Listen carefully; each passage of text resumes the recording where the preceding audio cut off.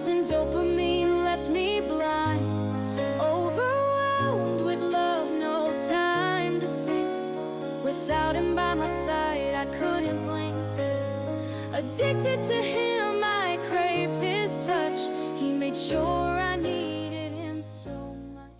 Most people think they'd never fall for abuse. They say things like, I'd see the red flags. I'd never stay with someone like that. But that's the trap. Pathological abuse doesn't begin with control. It begins with strategy. It doesn't look like a system to outsiders. But for those who've lived it, it's a blueprint. And while this episode focuses on how love is weaponized in personal relationships, it's important to understand the same dynamic shows up in politics, religion, even workplaces, where the hook isn't love, but loyalty, belief, or identity. Pathological abusers, whether they're narcissists, sociopaths, or psychopaths, don't just manipulate. They dominate, and they do it by design. The love trap is the entire cycle of manipulation designed to look like love. From obsession to discard to the moment they pull you back in, it keeps victims hooked, confused, and conditioned. This is the love trap.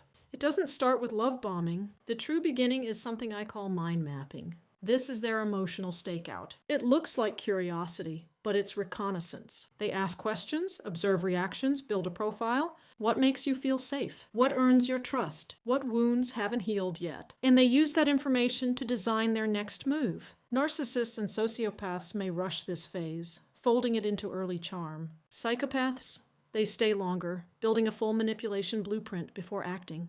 Then comes the phase most people think is the beginning. What I call the grand charade, also known as idealization. This is where they manufacture a soulmate bond. It might look like romantic intensity, deep talks, gifts, sexual chemistry, or it might feel quiet and safe, someone who just gets you. But it's not real. It's a performance crafted to trigger attachment. And for victims, it feels magical because it doesn't feel like manipulation. It feels like being seen. But then the shift begins. What I call the descent begins, also known as devaluation. This isn't just moodiness or criticism. It's the start of psychological warfare. The abuser pulls back affection while increasing pressure. Gaslighting begins. So does perspecticide, eroding the victim's confidence in their own perception. They may triangulate. They may nitpick, belittle, compare. And just when victims start to question it all, a love grenade drops. Love grenades are moments of kindness dropped mid-abuse. A sweet memory, an apology, a nostalgic gift. But they're not signs of change. They're tactical reinforcements designed to blur reality and keep victims hooked. Because confusion creates dependence, and dependence breeds control. This is also when Darvo begins to surface. Deny, attack, and reverse victim and offender. The abuser reframes themselves as the one harmed, while the victim scrambles to fix what they didn't break. And that leads to Jade. Justify, argue, defend, explain. A cycle victims fall into while trying to be understood. But in a Darvo-Jade loop, the abuser never listens. They just twist every word. What I call the brutal end for some, the grip tightens for others, also known as discarding. This is when the abuser removes affection, or themselves. Sometimes it's explosive, sometimes it's cold. They ghost, pick a fight, or punish through silence. This isn't a breakup. It's a power move. A punishment, a test, a warning. Don't step out of line or I disappear. And it's not always final. Sometimes discards are used to train victims to walk on eggshells. What I call the false promises and lures, also known as hoovering. Sometimes it begins before the discard even ends. They hint at leaving, then pull back. And when they return, they bring nostalgia, excuses, promises. They drop more love grenades. They rewrite the story. They blame the victim for why it ended. You pushed me away. You never understood me. And suddenly, victims are apologizing for being discarded. This isn't reconciliation. It's reconditioning. It's also a tactic to flip blame and regain control. And when hoovering fails, they escalate. What I call the final act of control, also known as stalking. Some narcissists recycle supply. Some sociopaths stalk out of jealousy or wounded pride. Psychopaths, they vanish, only to reappear later, instilling chronic fear. Stalking can be physical, emotional, or digital. Sometimes it's silent surveillance. Sometimes it's a smear campaign. Sometimes it's indirect, through others, planting guilt, shame, or fear. But it's never about love. It's about control. The entire love trap is modular. It adapts, spins, doubles back. Each tactic is chosen based on what works to maintain power. And that's what makes it a trap. Not just the tactics, but the illusion of love that resets again and again. Victims don't stay because they're weak. They stay because they've been conditioned. They stay through trauma bonding. They stay through shame and obligation. They stay through betrayal blindness and cognitive dissonance. They stay through intermittent reinforcement that rewires the nervous system. This isn't emotional inconsistency. It's calculated destabilization. And if you've lived it, you know, even after the abuser is gone, the pattern lingers. It becomes the foundation of the trauma maze. That's where we're going next. This wasn't love. It was domination disguised as connection. And unless we name the pattern, we stay blind to the damage it causes. I'm Cindy Ann Pedersen, and this is Survivor Music. Let's name it, one voice, one story, one song at a time. At the start it felt so right, like a dream every night. He saw me, he knew me, made me feel so loved, so free. Smothered me with all his charms. I fell right into his arms. I opened up, bared my soul. Passionate love took control. Love grenades, they shattered my mind.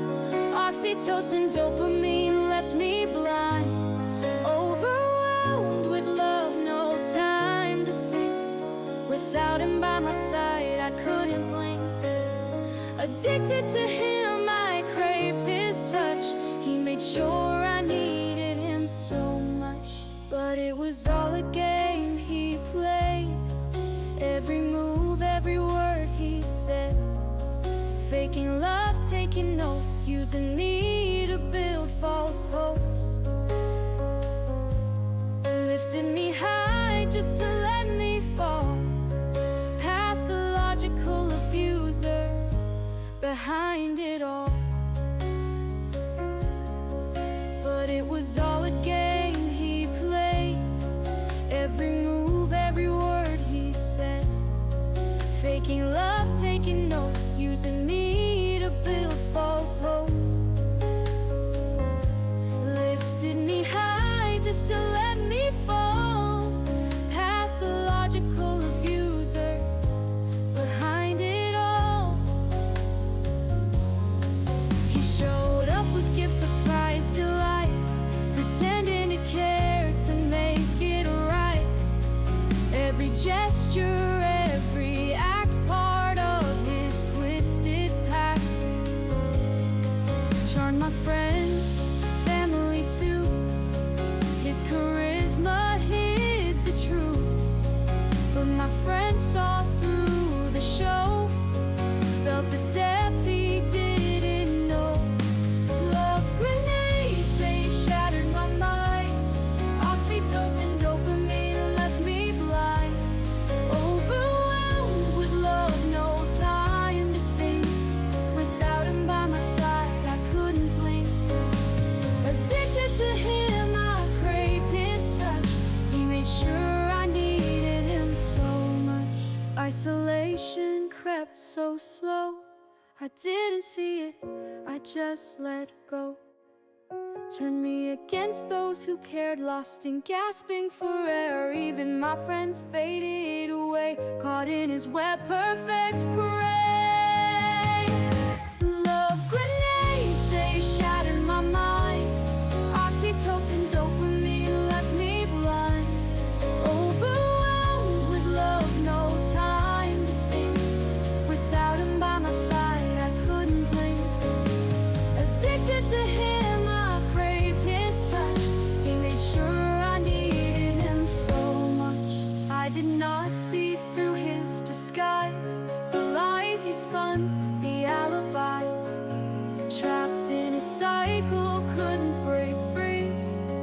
Pathological abuser, his endless spree. Love bombing was just the start, and I was caught in his darkened heart.